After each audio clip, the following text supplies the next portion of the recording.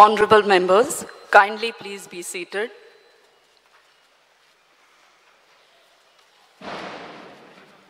We will now rise for the national anthem.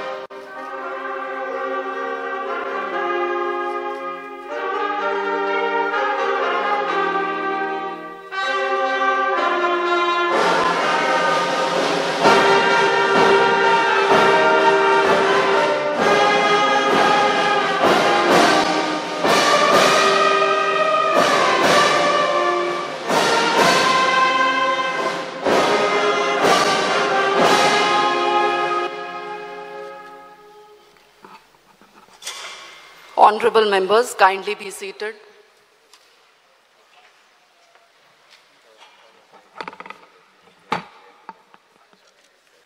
Honorable members, may please welcome the Honorable Speaker of Lok Sabha, Shri Om Birla Ji. You can also thump the desks and welcome him by floral bouquets by the Honorable CM, Dr. Pramod Sawant Ji.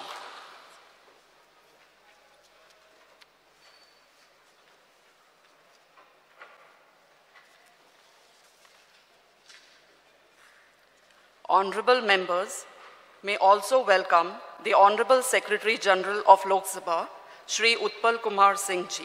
You can also thump the dust. I now kindly call upon the dignitaries on the dais, the Honorable Speaker of Lok Sabha, Shri Om Birla Ji, the Honorable Speaker of Goa Vidhan Sabha, Shri Ramesh Tavadkar Ji, the Honorable Chief Minister of Goa, Dr. Pramod Sawant Ji, to water the sapling kept as part of the theme of protection of the environment. The sapling will be planted in the garden of the Assembly complex a little later on.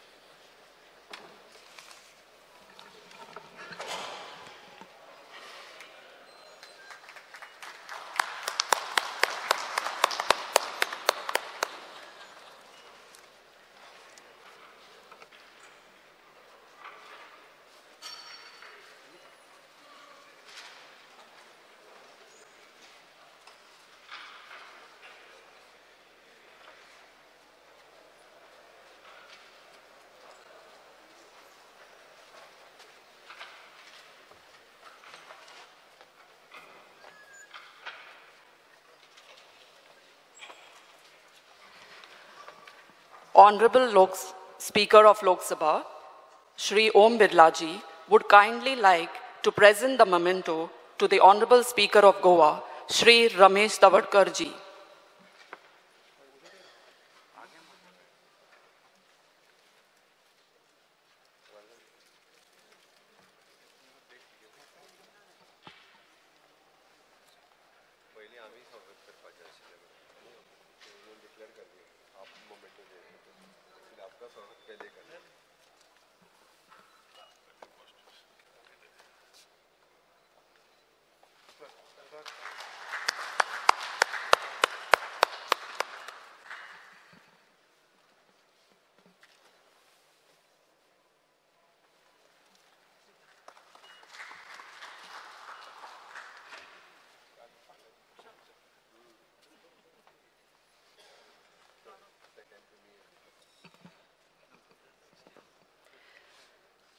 Honorable Secretary General of Lok Sabha, Shri Utpal Kumar Singh Ji, would kindly like to present the memento to the Honorable Deputy Speaker of the Goa Vidhan Sabha, Shri Joshua D'Souza Ji.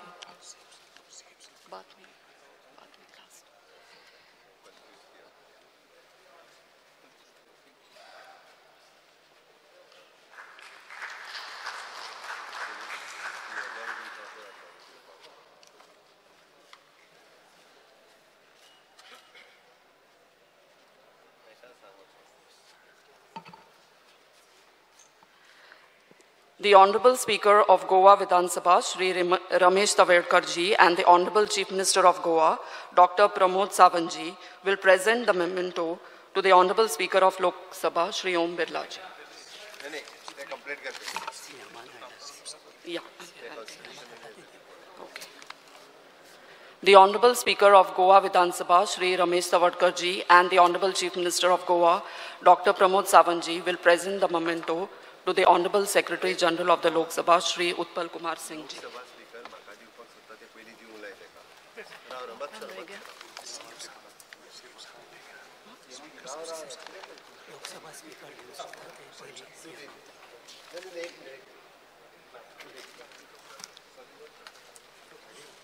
Who is giving now? Lok Sabha Speaker will be given to CM. He is given to Speaker already. The CM also has to.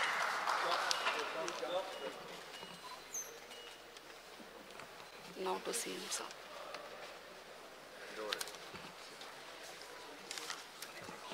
Lok Sabha Speaker, sir, will now give the memento to the Honorable CM, sir. Dr. Pramod Sawant ji.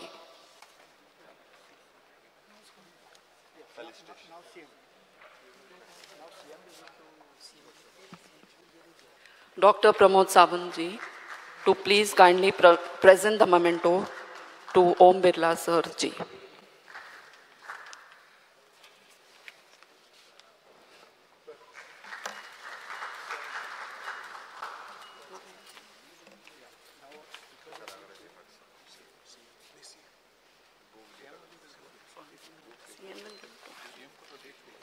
और कौन?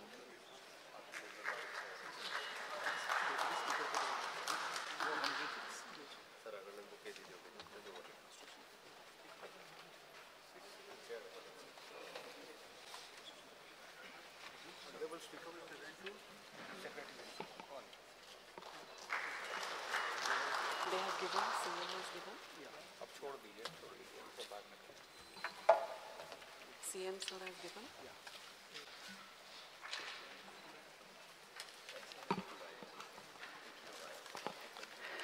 We are indeed honored and privileged to have amidst us the Honorable Speaker of Lok Sabha, Shri Om Birla ji, who has graced the state of Goa and especially us in this house, for which we express our sincere gratitude. Shri Om Birla ji was unanimously elected as Speaker of Lok Sabha on 19 June 29 of the 17th Lok Sabha and has achieved several milestones and has played a key role in realizing the aspirations of the people and has shown exemplary initiatives in every field, be it legislative, administrative, and e-governance. His role as a Speaker, of his effectiveness with which the proceedings of the House is conducted, is indeed remarkable in the interest of development and public welfare. He serves as a Member of Parliament of Lok Sabha from Kota Bundi constituency in Rajasthan since 2014. He was also a member of Rajasthan Legislative Assembly representing Kota South Assembly from 2003 to 2015. He was elected to the 16th and the 17th Lok Sabha. During his tenure in 2003 to 2008, he was the Parliamentary Secretary rank in Rajasthan government. I shall now call upon the Honorable Speaker of Goa Vidhan Sabha, Shri Ramesh Tavadkar ji, to kindly deliver his welcome address.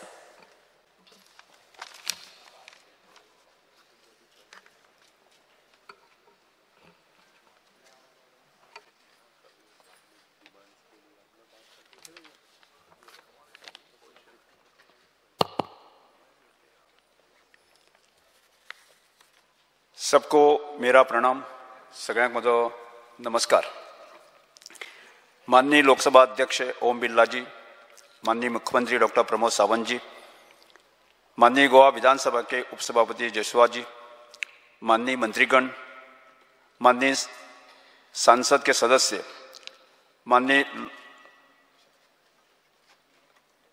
विधानसभा के माननीय सदस्य, पूर्व सदस्य, माननीय राजनीतिक दलों के नेता, लोकसभा महासचिव, गोवा के मुख्य सचिव, विभिन्न विभागों के सचिव एवं अन्य अधिकारी, नगरपालिका, पंचायत और जिला पंचायत के निर्वाचित प्रतिनिधि, मीडिया के सदस्य और मेरे भाइयों और बहनों, हम वरिष्ठ दिग्गजों के आकाशगंगा के बीच लोकसभा के माननीय अध्यक्ष ओम बिरला जी, माननीय मुख्यमंत्री डॉक्टर प्रमोद सावंत जी और सभी विशिष्ट गणमान्य सदस्यों का स्वागत करना वास्तव में हमारे लिए गौरव की बात है। आज हम सभी निर्वाचित प्रतिनिधियों की भूमिका विकसित भारत 2047 इस विषय पर अपने विचारों का आदान प्रदान करने और समृद्ध करने के लिए इस समय महती सभा में एकत्रित हुए हैं। श्री ओम बिरला जी हमें आज इसी विषय पर रोशनी डालेंगे ताकि माननीय पंतप्रधान नरेंद्र भाई मोदी जी सुनहरे लक्ष्यों के जैसे कि सबका साथ सबका विकास और आत्मनिर्भर भारत को हम पूरा कर सके। हमें अंत्योदय तत्वों का पालन करते और स्वयंपूर्ण गोवा बनाने का लक्ष्य भी पूरा हमें करना है ताकि हम लोकतांत्रिक राज्य व्यवस्था के मजबूत करें और आज विधायक, नीति निर्माता, नेता और जनप्रतिनिधि के रूप में हमने इसी लक्ष्य को आगे लेकर विकसित भारत 2047 में को इस विकासात्मक लक्ष्य को प्राप्त करना है ताकि आर्थिक, सामाजिक, राजनीतिक और सांस्कृतिक वृद्धि और विकास के फल हम इस सभी को मिल सके, जो वास्तव में आत्मनिर्भर भारत में लोगों को जीवन को बदल सकता है। इन लक्ष्यों में हमें स्थापित यह दृष्टिकोण वास्तव में लोगों की आकांक्षाओं को प्रतिबिंबित करता है, क्योंकि हमें सबका साथ सबका विकास मार्ग से चलना है। जब मैंने सभापति पद ग्रहण किया तब मैंने हमेशा अपने को 24/7 लोगों की सेवा में समर्पित किया है। श्रमदान से तक गरीब और जरूरतमंद लोगों को अपना घर बनाना और उनको देना मेरा दूरगामी सपना सफलता की ओर बढ़ रहा है। स्वास्थ्य, स्वच्छता, प्रभावी परिवहन सुविधाओं, पानी की उपलब्धता, शिक्षा जैसे विभिन्न विकासात्मक कार्यों की पूर्ति की है। अपने निर्वाचित प्रतिनिधियों के साथ हमें सामाजिक न्याय प्राप्त करके एकजुट होकर हमें काम करना चाहिए। विधायकों के रूप में हमें विधियों के प्रभाव, परिणामों के दृष्टि और समय पर मूल्यांकन और हमारे घटकों को उचित रूप में सेवा देने के लिए सेवाओं को शामिल करने के सरकार द्वारा प्रदान करने वाली बुनियादी सेवाओं को प्रभावी और कुशल वितरण की सुविधाएं प्राप्त कर सकते हैं।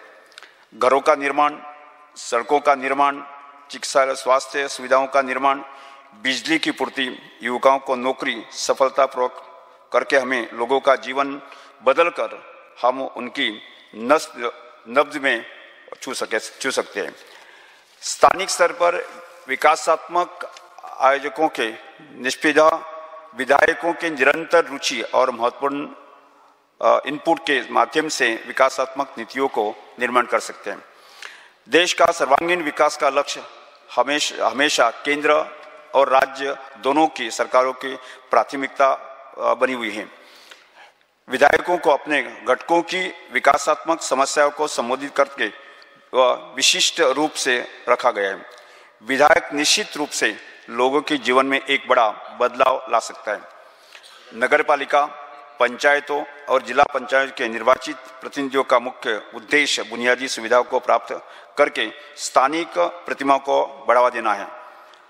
राष्ट्र की संसद एक लोकतांत्रिक राजनीतिक में लोगों के विश्वास का एक ज्वलंत प्रतीक है और शासन प्रक्रिया के भागीदारी के लिए प्रतिबद्धता के पुष्टि दी है।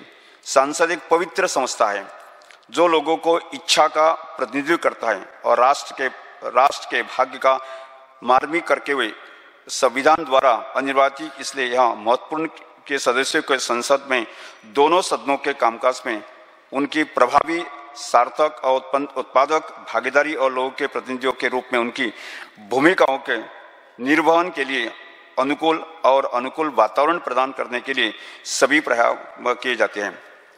श्री ओम बिरला जी के सक्षम मार्गदर्शन में सदन में सदस्यों के सार्थक और प्रभावी भागीदारी से ही जीवंत लोकतंत्र और ई गवर्नेंस और बेहतर विधायी और प्रशासकीय उदाहरणों को आने वाले समय में इस पर एक अच्छा बेंचमार्क साबित हो सकता है।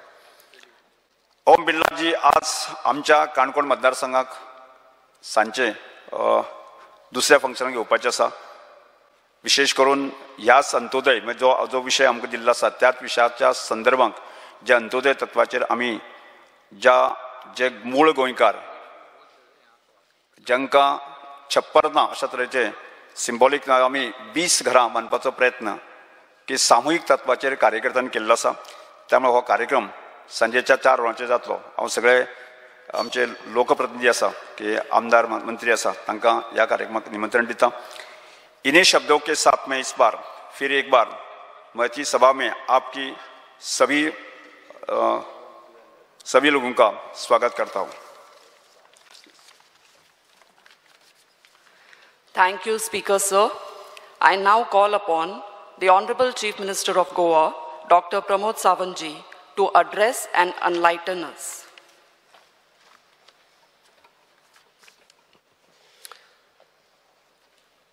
विकसित भारत 2047 आज़ादी के अमृत काल में इस समारोह जो यहाँ पे आयोजन हुआ, इस कार्यक्रम में हमारे साथ में Shri Om Birla ji, the speaker of Lok Sabha, speaker of Goa legislative assembly Shri Ramesh Tawadkar ji, deputy speaker Joshua, rest all the ministers, MLA, बाकी सभी panch sarpanch, ex MLAs, ex ministers, reporters, बाकी सभी हांव सगळ्यांचे मनापासून स्वागत करता। आणि खरोखरूच गोंयच्या इतिहासांतलो आज एक महत्वाचो क्षण आसा की ज्या दिसा आमी पळयता की आमकां पयलेच फावटी लोकसभेचे स्पीकर श्री ओम बिर्ला जी हांकां गोंयच्या विधानसभेंतल्यान आयकपाची संद आमकां सगळ्यांक मेळटा।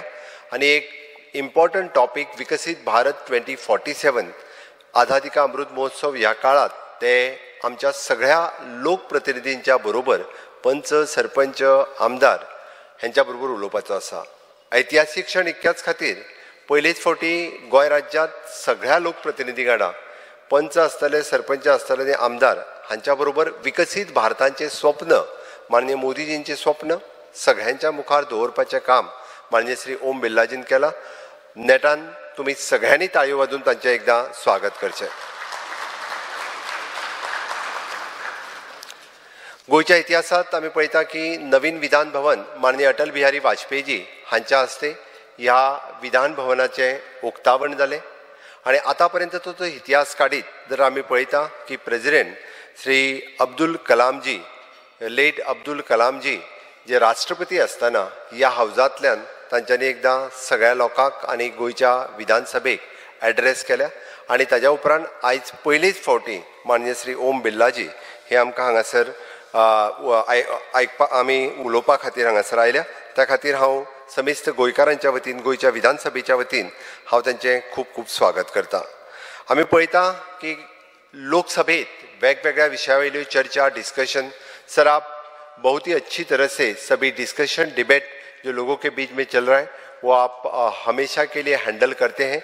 हमें सर आपका बहुत ही अभिमान है कि जिस तरह से लोकसभा आप चला रहे हैं, बहुत अच्छी तरह से आप लोकसभा के डिबेट और डिस्कशंस हैंडल करते हैं।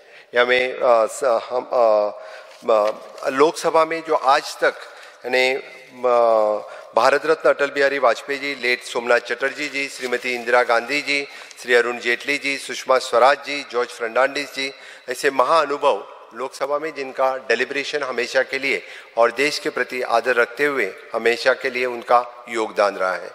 उसी तरह से सर गोवा में सबसे पहले मैं गोवा के late chief minister Shri Babusaheb Bandodkar ji, late speaker Shri Papu Shirodkar, late Shri Manohar Parrikar, late opposition leader Jack Sequeira and longest serving the legislature Shri Pratap Singh Rane ji, इनका भी कंट्रीब्यूशन सर गोवा में बहुत योगदान रहा है। गोवा के पूरे डेवलपमेंट में और गोवा के लेजिस्लेचर में इनका योगदान बहुत ज़्यादा रहा है। सर आपका इंडियन पार्लियामेंट डेमोक्रेसी में आपका इस वक्त का योगदान ही हमेशा के लिए यादगार योगदान रहेगा। मैं आपके लिए बहुत बहुत अभिनंदन करता हूं कि इस आज़ादी के अमृत काल में और आपके लोकसभा स्पीकर में इस भारत देश को न्यू पार्लियामेंट हाउस मिला है। इसलिए गोवा सरकार की तरफ से और गोवा के लोगों की तरफ से मैं बहुत बहुत अभिनंदन करता हूं। सगळ्यांक नेटान ताळयो वाजोवन न्यू पार्लियामेंट हाउसा खातीर सगळ्यांनी अभिनंदन करचें।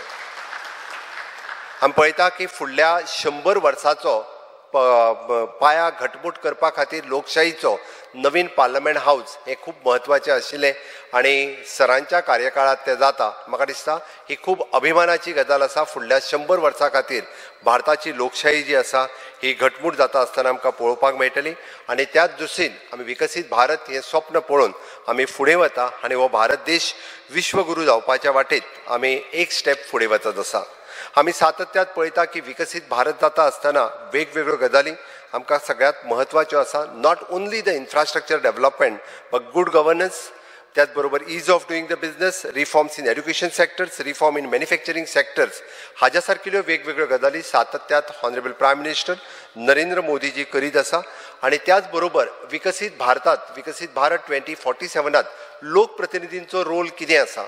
आमी पळयता की बरेचशे फावटी आमदार हेचो रोल आसा असो ना, तर प्रत्येक लोकप्रतिनिधीचो रोल वो विकसीत भारतात आसा आनी म्हणून तर आमकां पंच, सरपंच, जिल्हा पंचायत आनी आमदार हे सगळ्या जाणांचो विकसीत भारतात सगळ्यात महत्वाचो रोल प्ले करपाक जाय आनी तोच रोल कितें आसचो वो समजून सांगपा खातीर आमच्या मदीं आज लोकसभेचे अध्यक्ष माननीय ओम बिर्लाजी हांगासर आयल्या।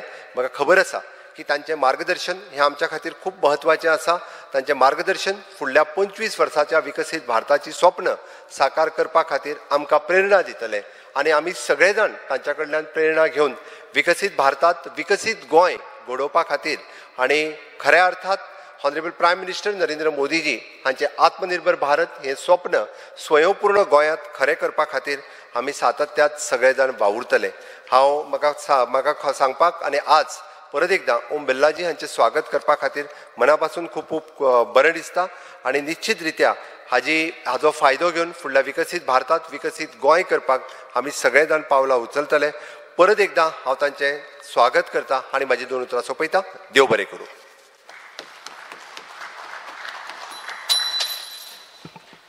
Thank you, Honorable Chief Minister, sir. I now call upon the Honorable Speaker of Lok Sabha, Shri Om Birlaji, to present his keynote address on the theme Vikasit Bharat 2047, the role of elected representatives.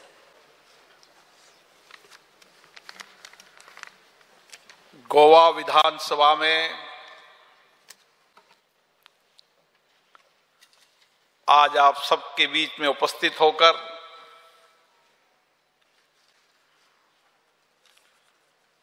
बहुत प्रसन्नता हो रही है।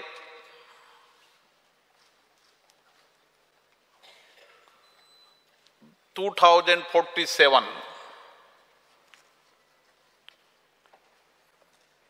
विकसित भारत बनाने में हमारे जनप्रतिनिधियों की भूमिका, गोवा विधानसभा की भूमिका और हमारी चुनी हुई जितनी भी लोकतांत्रिक संस्थाएं हैं, पंचायत, नगरीय क्षेत्र, हम सबके सामूहिक प्रयासों से हम किस तरीके से नए भारत का निर्माण,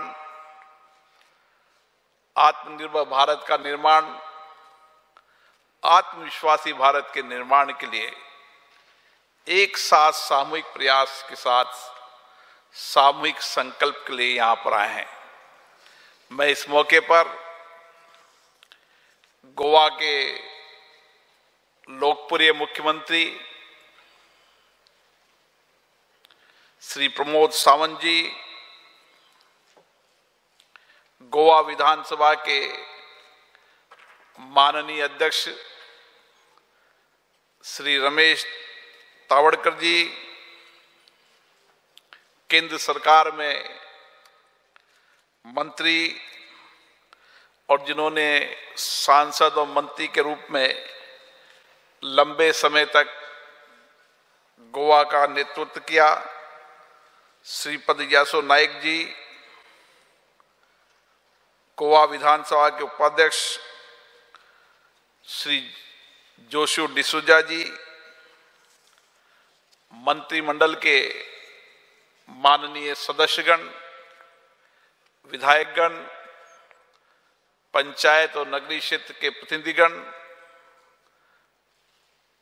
गोवा विधानसभा के पूर्व मंत्री, विधायक, सभी प्रतिष्ठित नागरिकों का मैं गोवा विधानसभा में हार्दिक अभिनंदन करता हूं, स्वागत करता हूं।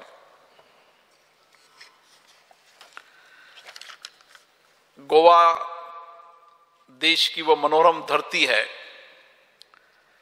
जहां की प्राकृतिक सुंदरता, जहां की संस्कृति, जहां का समुद्री तट, जहां की आधुनिक और विरासत संस्कृति और विशेष रूप से नूतनता को लिए हुए, जिसमें प्राचीनता का अद्भुत संगम है, गोवा अपने आप में एक विशेष स्थान रहता है। गोवा इस देश का नहीं, विश्व का एक पर्यटन स्थल भी बन चुका है। भारत के अलग अलग राज्यों से लोग यहां पर आते हैं और विश्व के कई देशों से भी यहां आते हैं। इसलिए पर्यटक के रूप में भी गोवा को जिस तरीके से विकसित किया, उसके लिए मैं माननीय मुख्यमंत्री जी और उनके पूर्व मुख्यमंत्रियों का भी बहुत बहुत अभिनंदन करता हूं, स्वागत करता हूं। गोवा की मेहनतकश, कठिन परिश्रमी, मिलनसार इस जनता के कारण गोवा ने सबका दिल जीता है और इसीलिए आज देश और दुनिया के लोग गोवा की तरह आकर्षित होते हैं। आज हम यहां पर 2014 में विकसित भारत का सपना हम सब ने देखा है। माननीय प्रधानमंत्री नरेंद्र मोदी जी ने 15 अगस्त को देश की जनता को आह्वान किया कि हम सबके सामूहिक प्रयासों से देश की 140 करोड़ जनता के सामूहिक प्रयास, सामूहिक कर्तव्य, सामूहिक दायित्व, हम सब मिलकर 2014 जब आजादी के 100 साल होंगे, जब विकसित भारत का सपना देखना चाहते हैं और इस विकसित भारत को बनाने में सभी राज्य की जनता, देश की जनता सामूहिक प्रयास करेगी तो निश्चित रूप से हमारा यह संकल्प भी सिद्धि की ओर होगा। मुझे पता है कि गोवा विधानसभा का एक बहुत बड़ा इतिहास रहा है।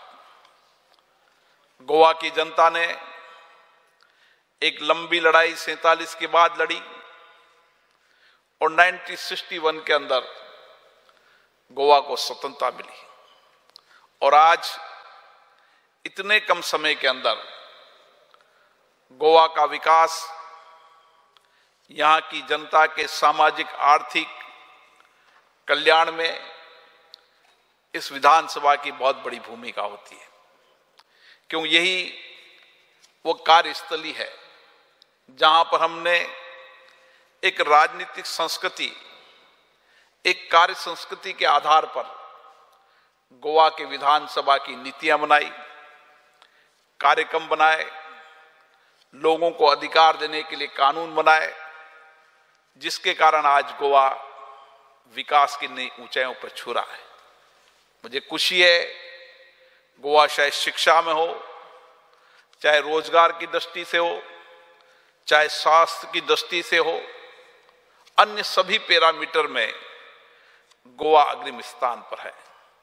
यहाँ के मुख्यमंत्री लगातार किस तरीके से हम देश के और विश्व के मानकों में सबसे प्रथम पंक्ति पर आए, इस लक्ष्य को लेकर काम कर रहे हैं। और इसीलिए इस 75 वर्ष की लोकतंत्र की यात्रा में हम ये कह सकते हैं, देश का लोकतंत्र सशक्त हुआ है, मजबूत हुआ है और हमारी लोकतांत्रिक संस्थाएं जनता के प्रति और जवाबदेही बनी है। लेकिन हमारी सपने कुछ और हैं और इन सपनों को हम करना है इस 25 वर्षों के अंदर। आजादी के बाद हमने एक लंबी विकास की यात्रा की। आजादी के एक लंबे संघर्ष के बाद जब आजादी मिली तो हमारे सामने कई चुनौतियां थी। हमने उन चुनौतियों से लड़े, सामूहिकता के साथ मिले, सामूहिक उत्तरदायित्व के साथ लड़े और हमने दुनिया में साबित किया कि इतने बड़े देश में जहां अलग अलग विविधता है, अलग अलग विविधताओं की संस्कृति है, भाषा है, बोली है, अलग अलग विचारधारा के लोग हैं, लेकिन हमने इसी संसदीय लोकतंत्र के माध्यम से आज दुनिया को बताया है कि इस विविधता की ताकत हमारी सामूहिकता की ताकत है। हम वसुधैव कुटुंबकम की संस्कृति में विश्वास करते हैं और इसीलिए इस 75 वर्ष की लोकतंत्र की यात्रा में जो हमारा अमृत काल चल रहा है, इस अमृत काल में हमने काफी सफलता प्राप्त की है, लेकिन चुनौतियां हमारे सामने हैं। लेकिन इन चुनौतियों को लड़ने का सामर्थ्य भी हमारे पास है। दुनिया की सबसे बड़ी युवा शक्ति हमारे पास है, हमारा कुशल नेतृत्व है, हमारी संसदीय लोकतांत्रिक संस्थाएं हैं, उनके जनप्रतिनिधि हैं और उन्होंने जनता के विश्वास भरोसे को जीता है। इसलिए हमारी जोश, उमंग, नया कुछ करने का संकल्प एक सामर्थ्य भारत के अंदर है। दुनिया भारत के सामर्थ्य की ओर देख रही है। आज हमने कई आपदाएं झेली, कई चुनौतियां झेली, कोविड जैसी महामारी चुनौतियों से हम लड़े, लेकिन चुनौतियों से लड़ने के बाद उस आपदा से हम भी निकले और हमने विश्व के कई देशों को आपदा में मदद भी की। आज भारत का सामर्थ्य बना है, हमारे नौजवानों की अद्भुत क्षमता, नया इनोवेशन की ताकत, नया चिंतन, नया विचार, नया जोश, कुछ कर गुजरने की शक्ति, सामर्थ्य भारत के अंदर है। और इसीलिए हमारी सबके सामूहिक प्रयासों से हम निश्चित रूप से 2047 में विकसित भारत बना पाएंगे। साथियों, आप सब जनप्रतिनिधि हैं और जनप्रतिनिधि के नाते आपका दायित्व ज्यादा होता है। एक छोटे राज्य में हम किस तरीके से जनता के साथ संवाद कर कर, जनता के साथ चर्चा कर कर, उनके अभावों को समझकर, उनकी कठिनाइयों को समझकर और भविष्य की चुनौतियों को समझकर हम इस सदन के माध्यम से चर्चा और संवाद से उन समस्याओं का समाधान कर सकते हैं। हमने इस 75 वर्ष की लोकतंत्र की यात्रा में इसी चर्चा, संवाद, सहमति असहमति से हमने देश का विकास किया है। और इसीलिए हमारे जो विधानमंडल हैं, उन विधानमंडल के अंदर जो जनप्रतिनिधि चुनकर आते हैं, वो जनता की आकांक्षाओं, अपेक्षाओं, उनके अभावों को सदन के माध्यम से सरकार तक पहुंचाते हैं। और हम जितनी ज्यादा जनता से हमारा संपर्क होगा, जितनी निकटता से हम समस्याओं को समझेंगे और उसका समाधान का रास्ता की चर्चा करेंगे। मुझे कई बार लगता है कि विधानमंडल हो या संसद हो, उसमें नीतियों, कार्यक्रमों की आलोचना करने की जगह आजकल विरोध की नई प्रवृत्ति शुरू हुई है। सहमति असहमति हमारे लोकतंत्र की विशेषता है। नीतियों की आलोचना करना हमारे लोकतंत्र की विशेषता है। लेकिन हम जब फ्लोर पर बात करें, जब नीतियों, कार्यक्रमों की आलोचना करें, सरकार को मार्गदर्शन देने का काम करें और किस तरीके से उन नीतियों, कार्यक्रमों को ठीक से उसका एग्जीक्यूशन हो, जो नीतियां, कार्यक्रम इस विधानसभा में बनाए, सरकार ने बनाए, उनको जनता तक ठीक से नहीं पहुंच रहे, ये हमारी जिम्मेदारी बनती है। और इसीलिए सदन के अंदर हम हर सरकार के एक्शन पर चर्चा करें। कानून बनाते समय हमारी लंबी चर्चा, संवाद होना चाहिए। हर सरकार कानून बनाती है जनता की बेहतरीन के लिए, जनता को अधिकार देने के लिए और एक निष्पक्ष और जवाबदेही शासन के लिए। और उस समय जब कानून बने तो कानून के समय व्यापक डिबेट हो, डिटेल में डिबेट हो, चर्चा हो। जितनी चर्चा, संवाद से कानून बनेंगे, उतने ही बेहतरीन कानून बनेंगे और जनता का उतना ही हम अपने दायित्व को निभाते हुए उनके जीवन को बेहतरीन करने का काम कर पाएंगे। इसलिए मेरा आपसे निवेदन है कि मुझे खुशी है कि गोवा विधानसभा के दिन 40 दिन से ज्यादा गोवा विधानसभा चलती है, क्योंकि हमारी चिंता ये रहती है कि आजकल विधानमंडलों की बैठकों की संख्या कम होती चली जा रही है। यह हमारा चिंता का विषय है। लेकिन गोवा छोटा राज्य होने के बाद भी यहां पर अच्छी चर्चा होती है, संवाद होती है, डिबेट होती है और डिबेट, चर्चा, संवाद से जो मंथन निकलता है, उससे हम जनता के कल्याण की योजनाएं बनाते हैं। और इसलिए मुझे आशा है आने वाले समय में हमारी जितनी लोकतांत्रिक संस्थाएं हैं, चाहे पंचायत है, चाहे नगरपालिका क्षेत्र है, चाहे विधानसभा है, चाहे लोकसभा है, इन लोकतांत्रिक संस्थाओं को जनता के प्रति जवाबदेह बनाएंगे। जितनी सदनों में चर्चा होगी, उतनी कार्यपालिका पर ठीक से निगरानी और नियंत्रण हम कर पाएंगे। और इसीलिए इन सदनों के अंदर व्यापक चर्चा, संवाद होना चाहिए। हर विषय पर चर्चा, संवाद होना चाहिए। चाहे ग्राम पंचायत हो तो ग्राम सभा में जब विकास की योजनाएं बनाए तो ग्राम सभा विकास का काका जनता के बीच में बैठे, प्राथमिकता के आधार पर गांव में क्या विकास होना है, क्या राज्य की लोगों की अपेक्षाएं हैं, तो पंचायत राज राज्य तक पहुंचाए। राज्य की विधानसभा के अंदर उन योजनाओं पर चर्चा हो।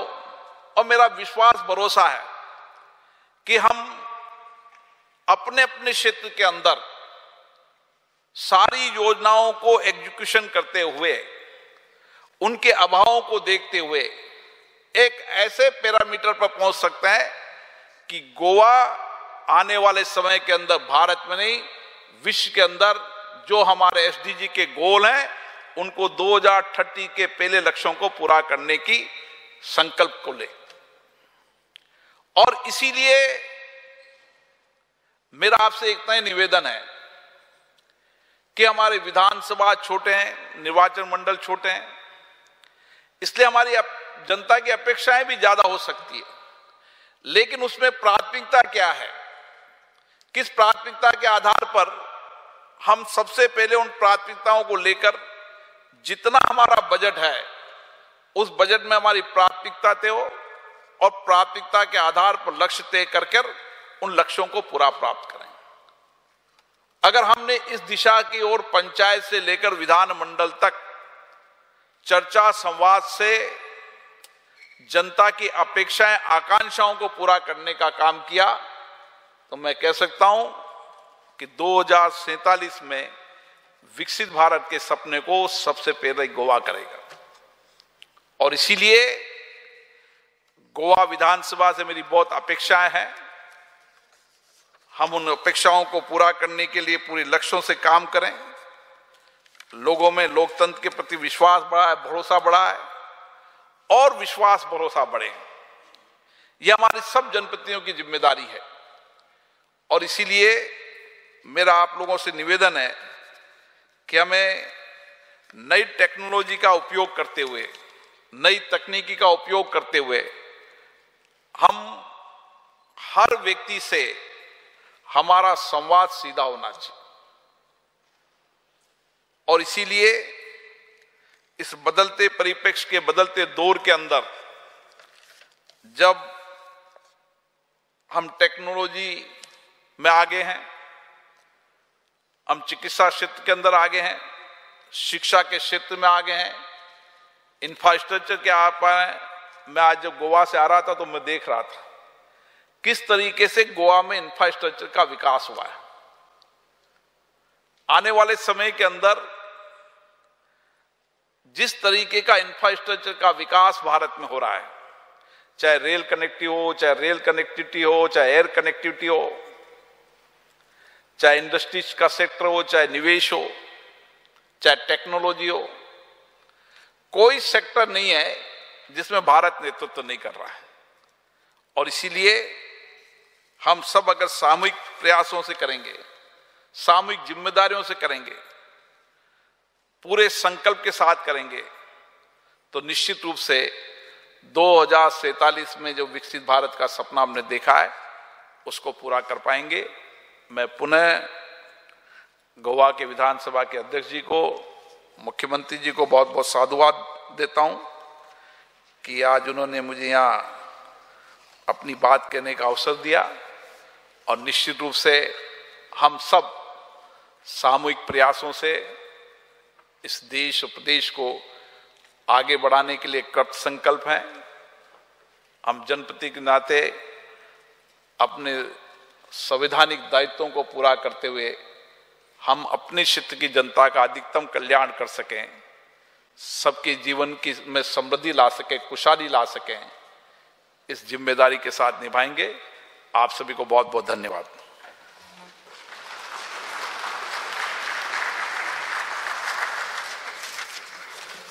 Thank you, Honorable Sir.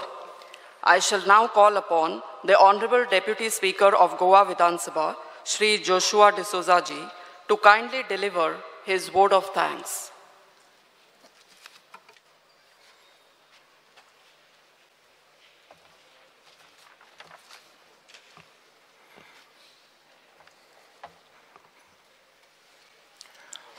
माननीय सभापति लोकसभा की श्री ओम बिरला जी, Honorable Speaker of Goa Vidhan Sabha, Shri Ramesh Tawadkar ji, Honorable Chief Minister, Dr. Pramod Sawant ji, Honorable Ministers, Honorable Members of Parliament, Honorable Members and former members of the House, Honorable Leaders of various political parties, Secretary General of the Lok Sabha, Chief Secretary of Goa, Secretaries of the various government departments and officials, Honorable elected representatives of various bodies, members of the media, and all distinguished dignitaries who have gathered here in this august house.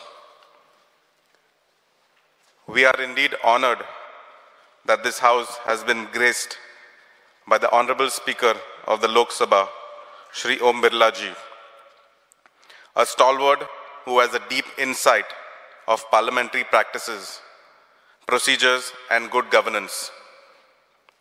We in this august house are indeed privileged that this house has been graced by your distinguished presence, sir.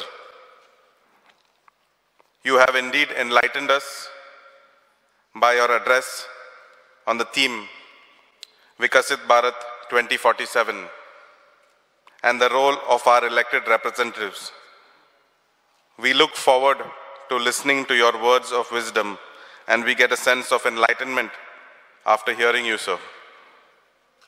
We are deeply grateful to our Honorable Speaker, Shri Ramesh Tawadkar ji, and the Honorable Chief Minister, Dr. Pramod Sawant ji, for the brilliant and novel initiatives by their dedicated efforts to make this occasion an eventful one.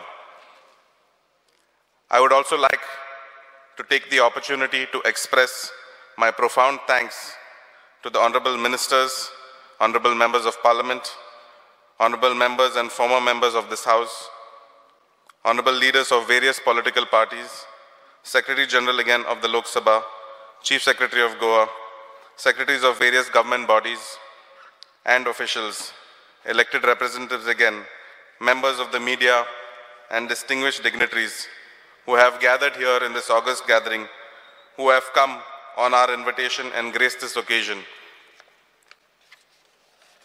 I would also like to express my appreciation to the sincere efforts done by the government officials and the staff, doctors, police and security personnel, fire services, and all other government private agencies, members of the print and electronic media, all media channels who have tirelessly rendered their services to make this event a great success. Thank you. Jai Hind, Jai Gomantak. Thank you, Honorable Sir.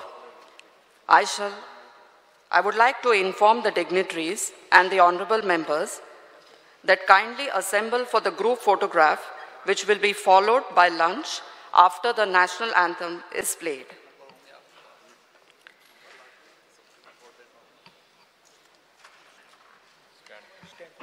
We shall now rise for the national anthem.